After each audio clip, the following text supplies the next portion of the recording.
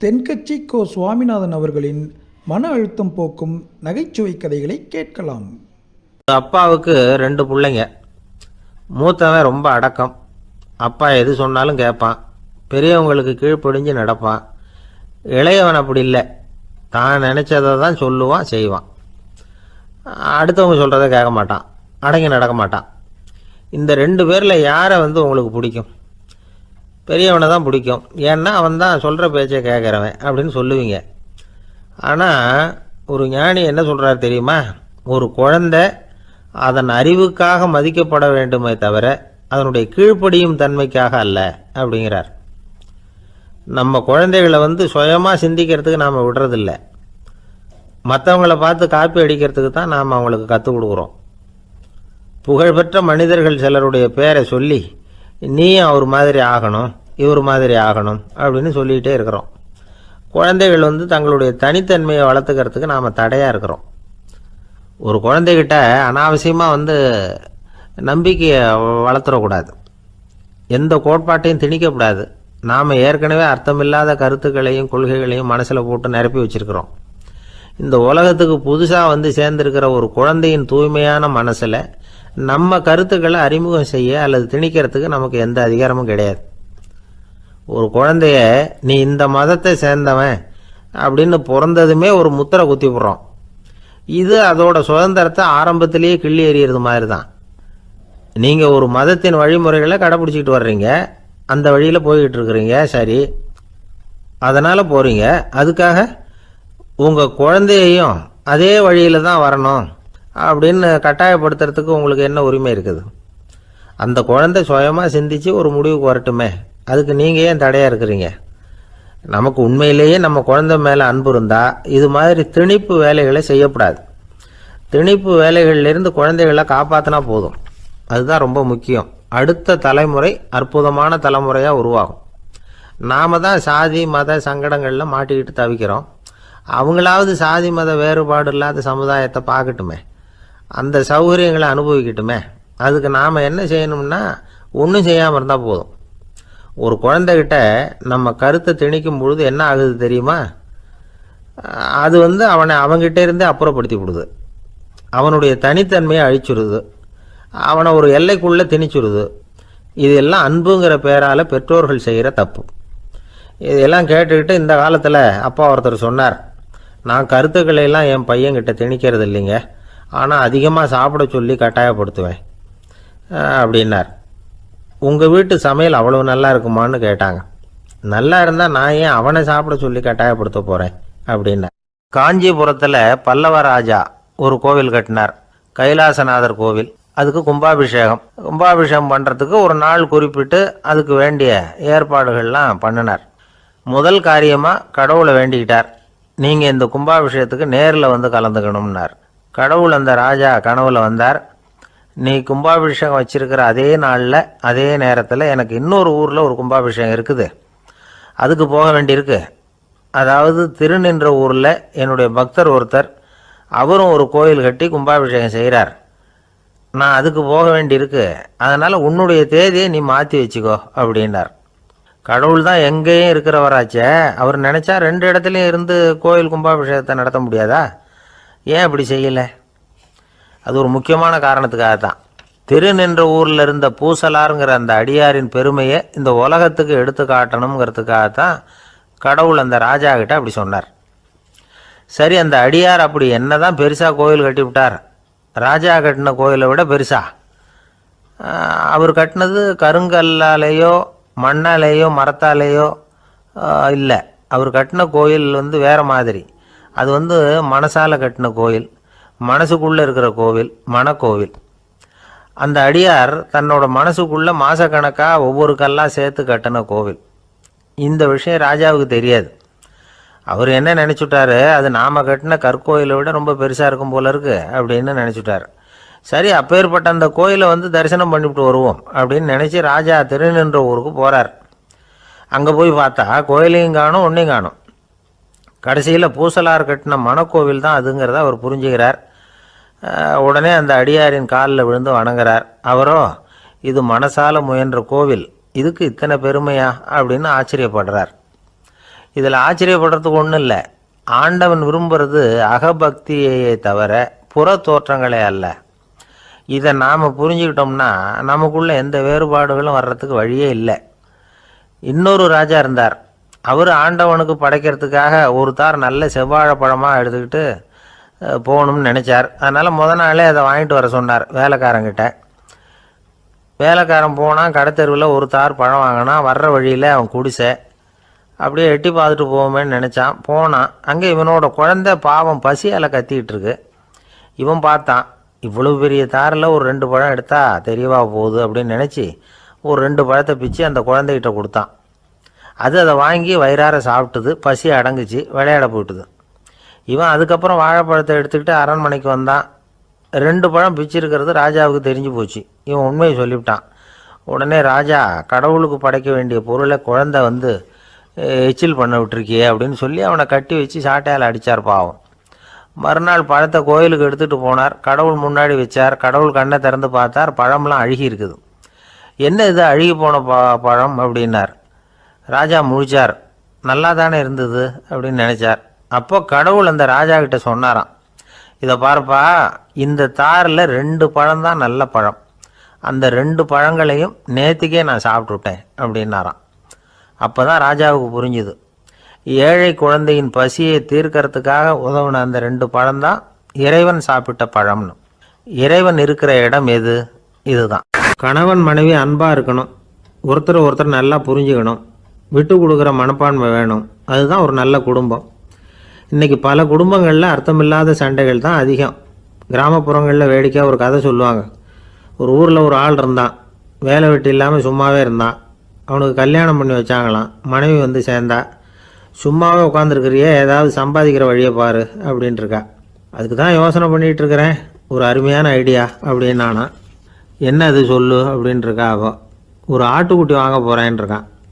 அதை வாங்கி என்ன பண்ண போகிறேன்னா, அந்த குட்டி வளரும், பெருசாகும், அதுக்கப்புறம் அது நிறைய குட்டி போடும் அப்படின்ட்டுருக்கான். சரி, அப்புறம் என்ன, அதையெல்லாம் சந்தையில் கொண்டுட்டு போய் விற்றுவிட்டு அந்த காசுக்கு ஒரு எருவு மாடு வாங்கலாம். சரி, அது எதுக்கு? எருவு மாடு நிறைய பால் கொடுக்கும். அதை கொண்டுகிட்டு போய் பால் பண்ணையில் கொடுப்பேன், அல்லது நானே விற்றுருவேன். கை நிறைய காசு கிடைக்கும். அதுக்கப்புறம் ஒரு பசுமாடு வாங்குவேன், பாலையும் விற்கலாம், நாமளும் காய் போட்டு சாப்பிட்லாம். இப்படிலாம் சொல்லியிருக்கான். அப்போ அந்த பொண்ணு சொல்லிச்சான், அடுத்த தெருவில் இருக்கிற எங்கள் அம்மா வீட்டுக்கும் கொஞ்சம் பால் கொடுத்து அனுப்பலாம் அப்படின்ட்டுருக்கான் அந்த பொண்ணு.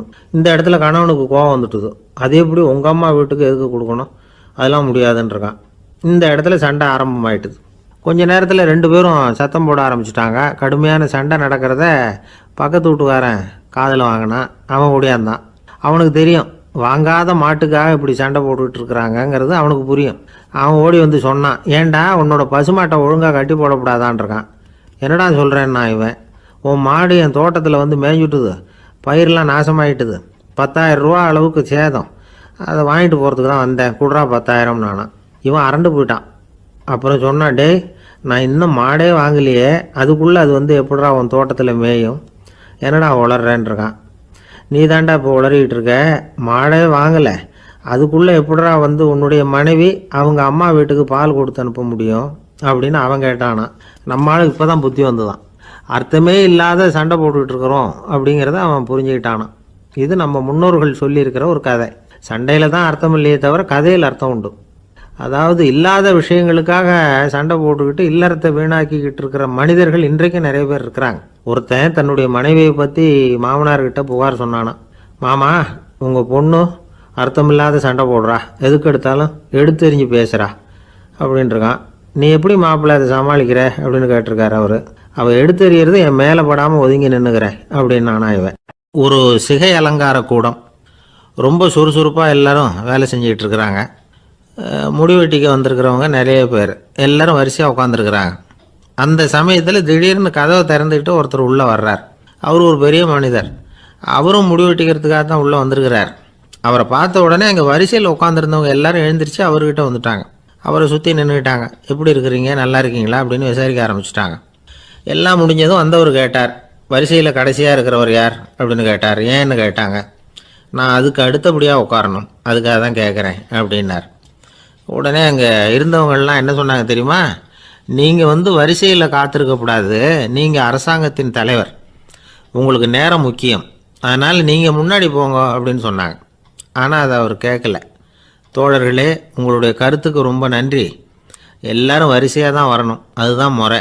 வரிசையில் வரணுங்கிற நடைமுறையை நானும் பின்பற்ற விரும்புகிறேன். நாம் எல்லாரும் சமமானவர்கள் அப்படின்னார். இப்படி சொல்லிவிட்டு வரிசையில் கடைசியாக இருந்த ஒரு நாற்காலியில் போய் உட்காந்துக்கிட்டார். தன் சட்டைப்பையில் இருந்த ஒரு செய்தித்தாளை எடுத்தார், படிக்க ஆரம்பிச்சிட்டார். ஆனால் அங்கே இருந்தவங்களால் இதை வந்து பார்த்துக்கிட்டு சும்மா இருக்க முடியல. ஒருத்தர் எழுந்திரிச்சு வந்தார். ஐயா, இப்போ என்னுடைய முறை வந்திருக்குது, நான் தான் போக வேண்டிய முறை. உங்களை இங்கே காத்திருக்க வைக்கிறத விட ஒரு 5 ஆண்டுகளுக்கு கூட நான் வந்து முடிவெட்டிக்காமே இருந்துட முடியும் அப்படின்னார். அவர் மறுபடியும் சொன்னார், ஐயா, நீங்கள் வந்து வரிசை முறையை தாண்டி போக விருப்பப்படல, சரி, ஆனால் என்னுடைய முறையை வந்து மாற்றி கொடுக்கறதுக்கு எனக்கு வந்து முழு உரிமை இருக்குது. இதுக்கு பதிலாக உங்களுடைய கடைசி இடத்த நான் எடுத்துக்கிறேன், இதை நீங்கள் மறுக்க முடியாதுன்னார். அங்கே இருந்த மற்றவங்களும் இதை ஒரு மனசாக வற்புறுத்த ஆரம்பிச்சிட்டாங்க. அந்த பெரிய மனிதர் பார்த்தார், சரின்னு கடைசியாக ஒத்துக்கிட்டார். அவர் யார் தெரியுமா? அவர் தான் மாவீரர் லெனின். ரஷ்யாவில் கிரெம்ளின் சிகை அலங்கார கூடத்தில் தான் இது நடந்தது. எல்லாரும் இந்நாட்டு மன்னர்கள்னு வாயளவில் பேசுகிறதுல என்ன பிரயோஜனம்? நாம் எல்லாரும் சமங்கிறத நடைமுறையில் கடைப்பிடிச்சி காட்டினவங்க கொஞ்சம் பேர் தான். அவங்களில் ஒருத்தர் தான் லெனின். வரிசையில் நின்று வர்றதுங்கிறது ஒரு சிறந்த பண்பு, உயர்ந்த பண்பு. இன்றைக்கி பல இடங்களில் அது நமக்கு தேவைப்படுது. ஒரு ரேஷன் கடைவாசல், கடை திறக்கிறதுக்கு முன்னாடியே எல்லோரும் வந்து வரிசையில் நின்றுட்டாங்க. கடைசியாக வந்த ஒருத்தர் க்யூவில் முன்னாடி போகிறதுக்கு முயற்சி பண்ணுறார். ஏற்கனவே நின்றுட்டு இருக்கிறவங்க அவரை முன்னாடி போகிறதுக்கு விட மாட்டேங்கிறாங்க. கடைசியாக போய் நில்லையா அப்படின்னு எல்லோரும் கத்துறாங்க. அது அவர் காதில் வாங்கலை. முண்டி அடிச்சுக்கிட்டு முன்னாடி போகிறதுக்கே முயற்சி பண்ணிகிட்டு இருக்கிறார். எல்லோரும் சேர்ந்து அவரை வலுக்கட்டாயமாக இழுத்து கொண்டாந்து பின்னாடி கொண்டு போய் நிறுத்திவிட்டு சொன்னாங்க, அதை பாருப்பா, நாங்கள் இருக்கிற வரைக்கும் நீங்கள் முன்னாடி போய் எதையும் வாங்க முடியாது, தெரிஞ்சுக்கோ அப்படின்னாங்க. இப்போ அந்த ஆள் சொன்னாராம், நான் இங்கே பின்னாடி நிற்கிற வரைக்கும் நீங்களும் எதுவும் வாங்க முடியாது அப்படின்னாராம். ஏன்னு கேட்டிருக்கிறாங்க. நான் தான் அந்த கடையை திறக்க வேண்டிய ஆள். லோகமானிய பாலகங்காதர திலகர் இருந்தார்ல, அவருக்கு 15 வயசுலேயே கல்யாணம் நடந்துதான். மனைவி பேர் தபிபாய். ரொம்ப பெரிய குடும்பத்து பொண்ணு, நல்ல குணம். அவங்க குடும்பம் நடத்திக்கிட்டு இருக்கிறாங்க. அந்த காலத்தில் திருடர்கள் பயம் அதிகம். இந்த காலத்தில் மட்டும் என்னன்னு கேட்குறீங்களா? நீங்கள் கேட்குறது நியாயம்தான். இருந்தாலும் இந்த காலத்து திருடனுக்கும் அந்த காலத்து திருடனுக்கும் ஒரு முக்கியமான வித்தியாசம் உண்டு. அதாவது அந்த காலத்து திருடன்லாம் நியாயம் அநியாயம் பார்க்குறது உண்டு, இந்த காலத்தில் அப்படி பார்க்குறது இல்லை. அந்த காலத்தில் திருட வர்றவங்கள்ட்ட கூட ஒரு தார்மீக உணர்வு உண்டாம். அதாவது அப்போ உள்ள கொள்ளைக்காரங்க எதை களவாடினாலும் சரி, அரிசியை மட்டும் களவாடுறது இல்லையா, அப்படி ஒரு கொள்கை. அதனால் பாருங்கள், அந்த காலத்து பெண்கள் வந்து நகை நட்டுகளை பத்திரமா வைக்கணும்னா பெட்டியில் வைக்கிறதில்ல, அரிசி பானையில் போட்டு வச்சு விடுறது. இப்போல்லாம் பேங்க்கில் வந்து சேஃப்டி லாக்கர்னு இருக்குல்ல, அது மாதிரி அந்த காலத்தில் வந்து சேஃப்டி லாக்கருங்கிறது அரிசி பானை. இந்த வளையல், மூக்குத்தி, தோடு இப்படி எதுவாக இருந்தாலும் அதில் போட்டு பத்திரமா வச்சுருவாங்க. திருடன் வந்து அரிசி பானை பக்கம் போகிறதில்ல. ஏன்னா சாப்பிட்ற விஷயத்தில் கை வைக்கக்கூடாது, அது பாவம் அப்படின்னு அவன் நினைக்கிறான். திலகரோட மனைவி தபிபாயும் அதே மாதிரி தன்னுடைய ஆபரணங்களை ஒரு அரிசி பானைக்குள்ளே போட்டு மூடி வச்சுருந்தாங்களாம். இப்படி இருந்தப்போ ஒரு நாள் ஒரு பிச்சைக்கார பொண்ணு வீடு வீடாக பிச்சை கேட்டுக்கிட்டே வந்திருக்குது.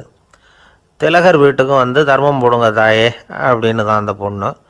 அந்த அம்மா தபிபாய் காதில் இது விழுந்திருக்கு. உடனே கை நிறைய அரிசி அள்ளிக்கிட்டு வந்து போட்டிருக்கு. பாத்திரத்தில் அரிசியை போட்டதுக்கு அப்புறம் தான் தெரியுது, பளிச்சுன்னு கண்ணில் படுது.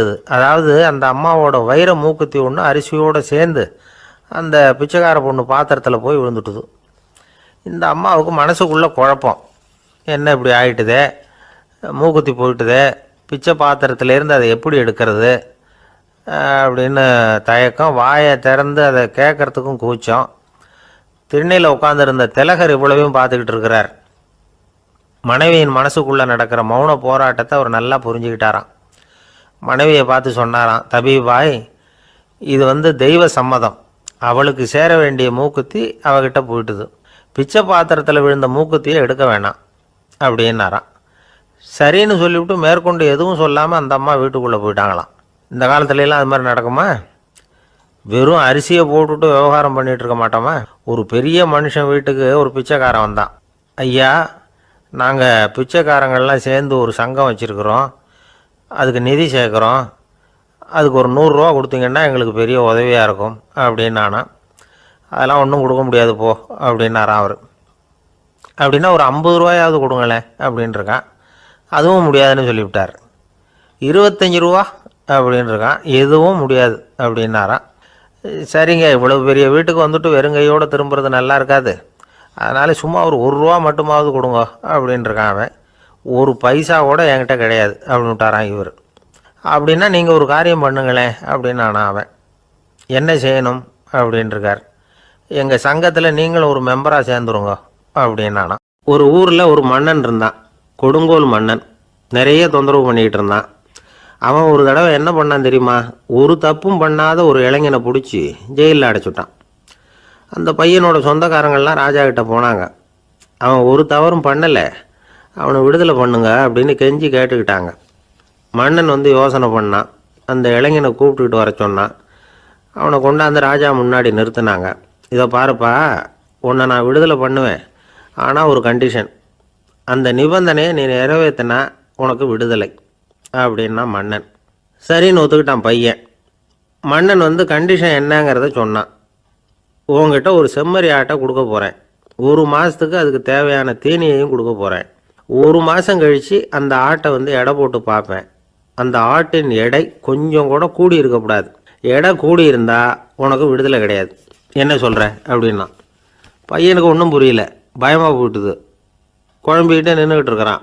சரி, ஒரு நாள் டைம் தரேன், நல்லா யோசனை பண்ணி பார்த்துட்டு நாளைக்கு உன் முடிவை சொல்லு அப்படின்னா மன்னன். பையன் கவலையோடு வெளியில் வந்தான். அங்கே ஒரு பெரியவர் நின்றுக்கிட்டு இருந்தார். அவர்கிட்ட விஷயத்தை சொன்னான். அந்த பெரியவர் இந்த பையனுக்கு காதோட காதாக ஒரு வழியை சொல்லி கொடுத்தார். அதை கேட்டதும் பையன் மறுபடியும் மன்னன் முன்னாடி வந்து நின்னா. உங்கள் நிபந்தனையை ஏற்றுக்கிறேன்னு சொன்னான். மன்னன் வந்து ஒரு ஆட்டுக்குட்டியையும் அதுக்கு 1 மாதத்துக்கு தேவைப்படுற தீவனத்தையும் கொடுக்கும்படியாக உத்தரவு போட்டான். கொடுத்தாங்க, ஓடிட்டு போயிட்டான்.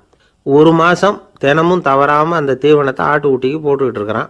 1 மாதம் கழித்து அந்த ஆட்டை வந்து அரண்மனைக்கு ஓட்டிகிட்டு போனான். மன்னன் அதை எடை போட்டு பார்க்குறான், எடை கூடவே இல்லை, அப்படியே தான் இருக்குது. உடனே போட்ட நிபந்தனைப்படி அந்த இளைஞனை வந்து விடுதலை பண்ணிவிட்டான். சரி, ஆட்டுக்கு எடை கூடாமல் இருக்கிறதுக்கு அந்த பெரியவர் சொல்லி கொடுத்த யோசனை என்ன அப்படின்னா, அது வேற ஒன்றும் இல்லை. அந்த ஆட்டுக்கு எதிரில் அது கண்ணில் படுற மாதிரி ஒரு ஓநாயை கட்டி போட சொன்னார். அவ்வளவுதான். ஆட்டுக்கு ஓநாய்ங்கிறது பிறவி பகை. ஓநாயை பார்த்தா ஆடு நடுங்க ஆரம்பிச்சிடும், அவ்வளவு பயம். தினமும் அந்த ஆடு பயந்துக்கிட்டே தேனி சாப்பிட்டுது, எடை கூடல. அதுதான் ரகசியம். இது வந்து சின்ன பிள்ளைங்களுக்கான ஒரு கதை. இதிலேருந்து தெரிஞ்சிக்க வேண்டிய உண்மை என்னென்னா, நாமெல்லாம் சாப்பிட்றப்ப மனசும் உடம்பும் அமைதியாக இருக்கணும். அப்போ தான் அது உடம்புல ஒட்டும். அவசரத்துலேயும் பயத்துலையும் சாப்பிட்டா அது சரியாக ஜீரணமாகாது. இன்னொரு ராஜா இருந்தார். அவரும் ஒரு இளைஞனை ஜெயிலில் அடைச்சி விட்டார். விடுதலை பண்ணணும்னா ஒரு கண்டிஷன்னார். என்னன்னு கேட்டான். ஒரு ஆட்டுக்குட்டியை அவன் முன்னாடி கொண்டாந்து நிறுத்துவேன், நீ அதுக்கிட்ட ஒரு கேள்வி கேட்கணும், அதுக்கு சரியான பதிலை சொல்லணும். அப்படி செஞ்சுட்டா உனக்கு விடுதலைன்னார். இளைஞன் யோசனை பண்ணி பார்த்தான். சரின்னு ஒத்துக்கிட்டான். அது பிரகாரமே ஆட்டுக்குட்டியை பதில் சொல்ல வச்சுட்டான். என்ன நடந்தது தெரியுமா? ஆட்டுக்குட்டியை கொண்டாந்து நிறுத்தினாங்க. இவன் மெதுவாக அதுக்கிட்ட போனான். அது காதுகிட்ட போய் ஏப்ரலுக்கு அடுத்த மாதம் என்ன மாதம்னு கேட்டான். அது உடனே மேன்னு கத்திச்சு. இவன் விடுதலை ஆகிட்டான். ஒரு பெரியவர்கிட்ட பேசிக்கிட்டு இருந்தேன். அவர் என்கிட்ட ஒரு கேள்வி கேட்டார். திருடர்கள் எத்தனை வகை தெரியுமா உனக்கு அப்படின்னார். இதுதான் அவர் கேட்ட கேள்வி.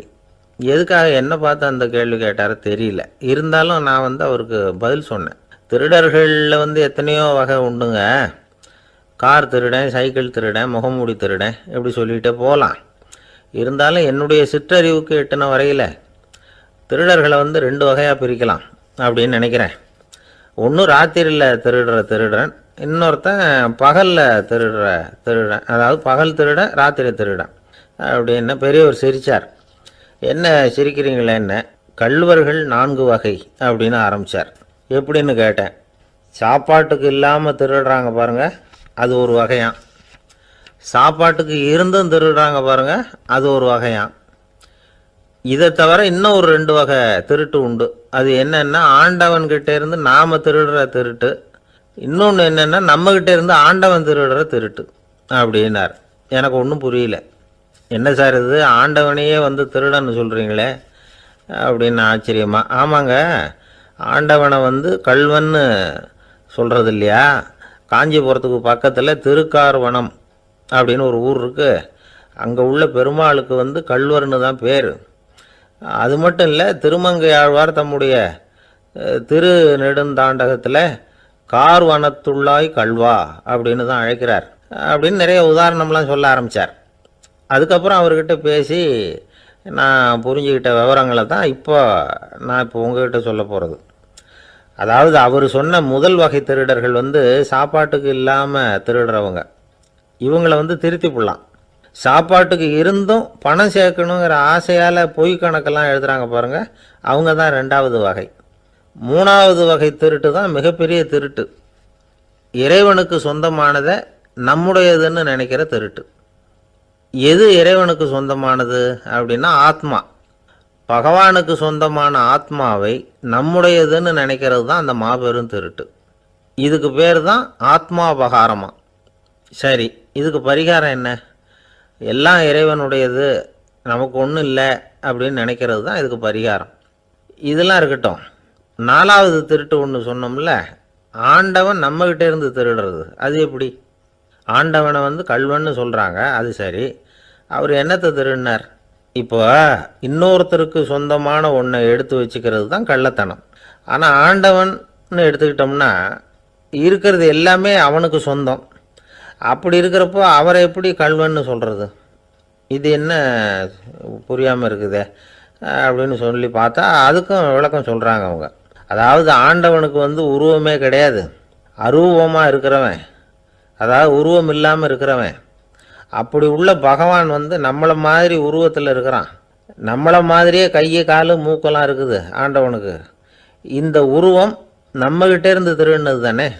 அவன் வந்து தன்னுடைய உண்மையான திருமேனியை வந்து நமக்கு காட்டாமல், அதாவது தரிசனம் கொடுக்காமல் இருக்கிறது கள்ளத்தனம் தானே. அதனால தான் இதுவும் ஒரு பெரிய திருட்டு, இருக்கிறதுலே மிகப்பெரிய திருட்டு அப்படிங்கிறார். என்கிட்ட பேசிக்கிட்டு இருந்தார், இந்த விஷயம்லாம் சொல்லிகிட்டு இருந்தார் அந்த பெரியவர். அதாவது திருட்டை வந்து ஆன்மீக நோகத்தில் அவர் பார்க்குறார். நம்ம பார்வையில் இதை விட அபூர்வமான திருட்டுலாம் இங்கே உண்டு, அபூர்வமான திருடர்களும் உண்டு. ஒரு திருடன் சிறையிலிருந்து விடுதலையாகி வெளியில் போனான். கொஞ்ச நாளில் மறுபடியும் திரும்பி ஜெயிலுக்கு வந்துட்டான். அப்போது சிறை அதிகாரி அவனுக்கு வந்து அறிவுரை சொன்னாராம். ஏன்பா இப்படி அடிக்கடி தப்பு பண்ணிவிட்டு ஜெயிலுக்கு வந்துவிடுறியே, உனக்கு சொந்த பந்தம் எதுவும் இல்லையா? உனக்கு அப்பா அண்ணன் தம்பிகள் அவங்க கூட எல்லாம் சேர்ந்து வாழணுங்கிற ஆசை இல்லையா அப்படின்னு கேட்டிருக்கார். அவங்களோட சேர்ந்து வாழணுங்கிற ஆசை எனக்கு நிறைய உண்டுங்க சார் அப்படின்னு அவன். அப்புறம் எதுக்கு இப்படி ஜெயிலுக்கு வந்துவிடுற அப்படின்னாரான் அவர். அவங்க எல்லாருமே இங்கே தானே சார் இருக்காங்க அப்படின்னு அவன். நம்மக்கிட்ட ஒருத்தன் தப்பாக நடந்துக்கிட்டானா உடனே நாம் என்ன செய்வோம்? கையை ஓங்கிட்டு அவனை அடிக்க போவோம். நாம் அவங்ககிட்ட அவனை விட ஒருபடி மேலாக தப்பாக நடந்துக்குவோம். ஆனால் பெரியவங்கள்லாம் அப்படி நடந்துக்கிறது இல்லை. இன்னா செய்தாரை ஒருத்தல் அவர் நாண நன்னயம் செய்து விடல் அப்படின்னு வள்ளுவர் சொல்லியிருக்கார் இல்லையா? அதுக்கு தகுந்த மாதிரி நடந்துக்குவாங்க. பாயசித் விஸ்தாமிங்கிறவர் ஒரு பெரிய ஞானி. அவர் ஒரு நாள் ராத்திரி ரொம்ப நேரம் மசூதியில் இருந்துட்டு வீட்டுக்கு திரும்பி வந்துக்கிட்டு இருக்கிறார். வழியில் ஒரு குடிகாரன், அவன் கையில் ஒரு இசைக்கருவி, அதை கண்ணா பின்னான்னு மீட்டிக்கிட்டு வாய்க்கு வந்தபடியே என்னத்தையோ பாட்டுன்னு நினச்சிக்கிட்டு பாடிக்கிட்டு அவன் பாட்டுக்கு கிடக்கிறான் வழியில். அதோடு இருந்தாலும் பரவாயில்ல, அந்த பக்கமாக வழியில் போகிறவங்க வர்றவங்களையெல்லாம் பார்த்து கண்ணா பின்னான்னு திட்டிக்கிட்டு இருக்கிறான், ரொம்ப வளர்க்குறான். பாயசித் பிஸ்தாமிங்கிற அந்த பெரியவர் அந்த வழியாக போகிறார். அவனை பார்க்குறார். அவனுடைய நிலைமையை பார்த்துட்டு பரிதாபப்படுறார். ஏன்பா இது மாதிரியெல்லாம் நடந்துக்கிற, இப்படி நடக்கலாமா அப்படின்னு ஏதோ கொஞ்சம் புத்திமதி சொல்கிறதுக்கு ஆரம்பித்தார். அவனுக்கு கோபம் வந்துட்டுது. கையில் வச்சுருந்த வாத்திய கருவி அதால் ஓங்கி அந்த பெரியவர் தலையில் ஒரு அடி கொடுத்தான். ரத்த காயம் ஏற்பட்டு போச்சு. அவன் கையில் இருந்த இசைக்கருவியும் அடித்த வேகத்தில் ரெண்டாக உடஞ்சி போச்சு. அவ்வளோ வேகமாக அடிச்சிருக்கான். இவ்வளவு தூரத்துக்கு நடந்து போச்சுல்ல, அந்த மாபெரும் ஞானி வாயை திறந்து ஒரு வார்த்தை கூட பேசலை. பேசாமல் தலையை பிடிச்சிக்கிட்டு அவர் பாட்டுக்கு போயிட்டார். மறுநாள் அந்த பெரியவர் என்ன பண்ணார் தெரியுமா? கொஞ்சம் இனிப்பு பண்டங்கள், கொஞ்சம் பணம், இது ரெண்டையும் ஒரு ஆள் மூலமாக அனுப்பி வச்சார் அந்த குடிகாரனுக்கு. அவனுக்கு ஒன்றும் புரியல.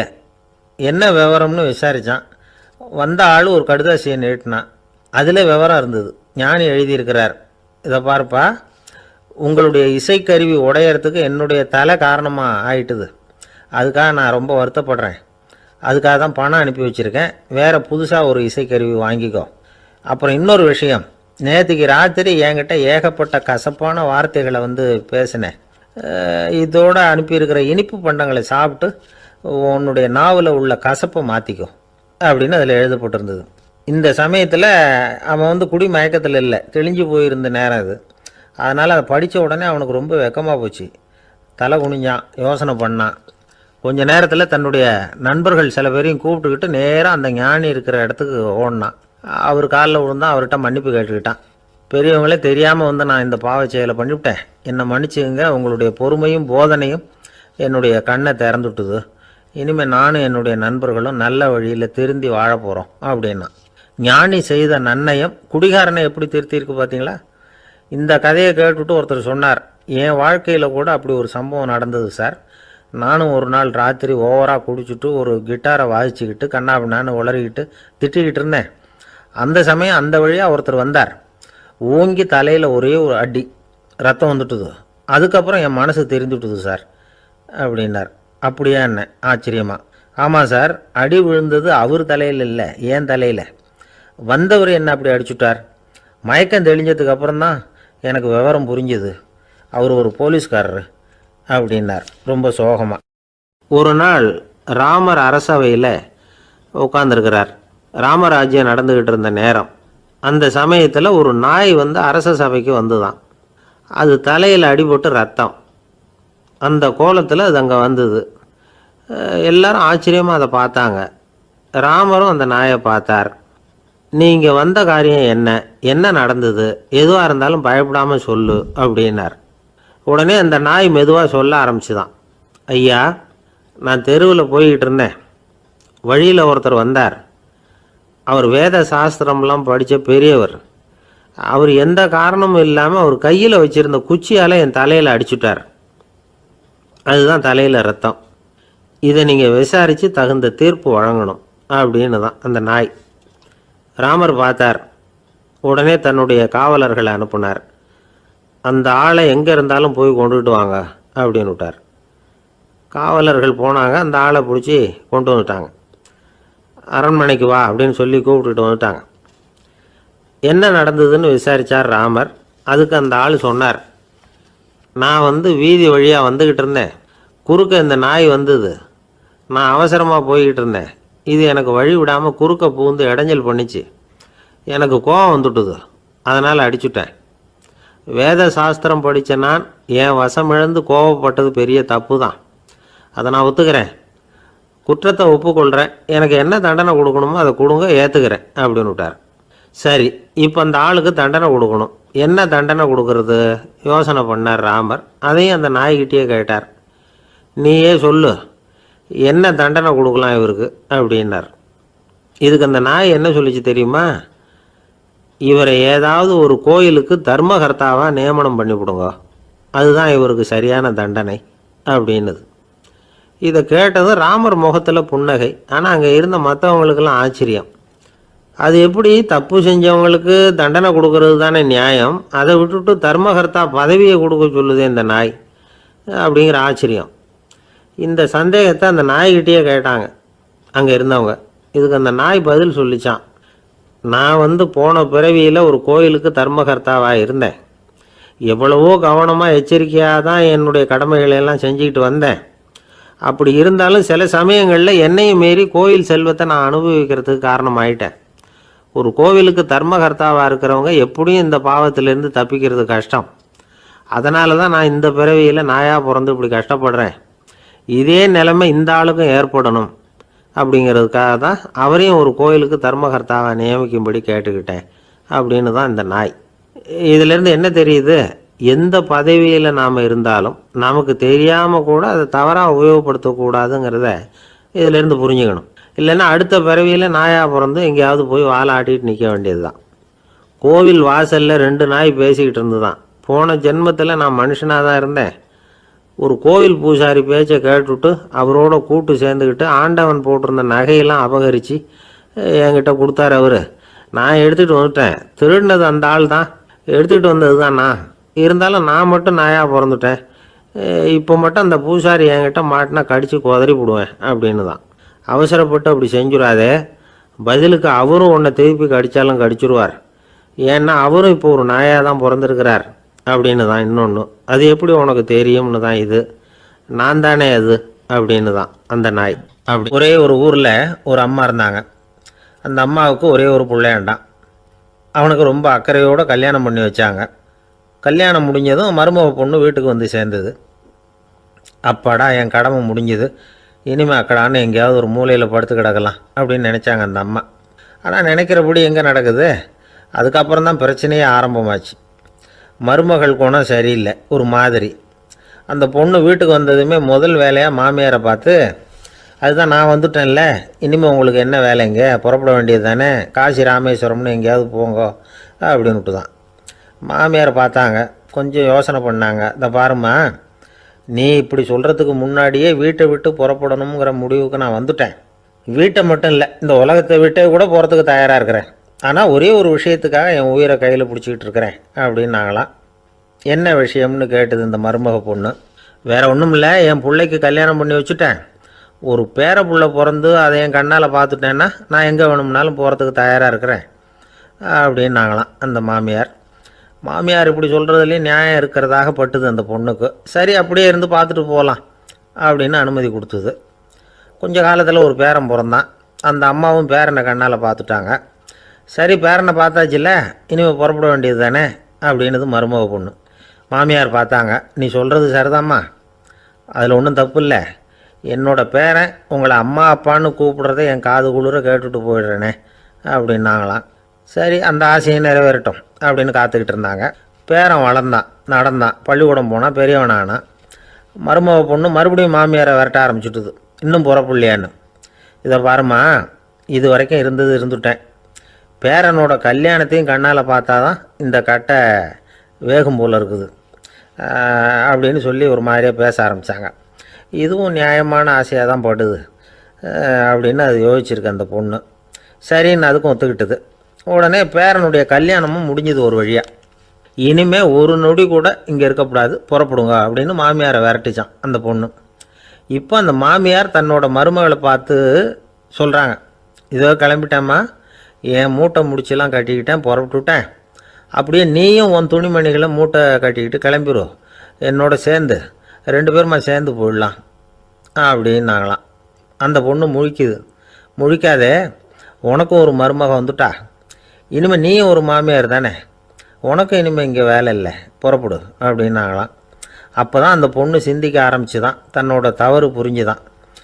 இந்த தகவலை கேட்டுக்கிட்டு இருக்கிற மருமகள்லாம் இதை பற்றி கொஞ்சம் யோசித்து பார்க்கணுங்கிறதுக்காகத்தான் இதை சொல்கிறோம் மாமியார்கள் சார்பாக.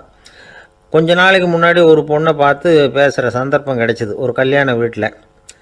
அந்த பொண்ணு சொல்லிச்சு, சார் எனக்கு கல்யாணம் ஆகி 15 வருஷம் ஆகுது, நான் மாமியார்கிட்ட சண்டை போட்டதே இல்லை அப்படின்னு ரொம்ப அடக்கமாக சொல்லிச்சு. அது எப்படிம்மா சாத்தியமாச்சுன்னு கேட்டோம். எனக்கு கல்யாணம் ஆகி 15 வருஷம்தான் ஆச்சு, ஆனால் என் மாமியார் செத்து போய் 20 வருஷத்துக்கு மேலே ஆகிட்டுது அப்படின்னு.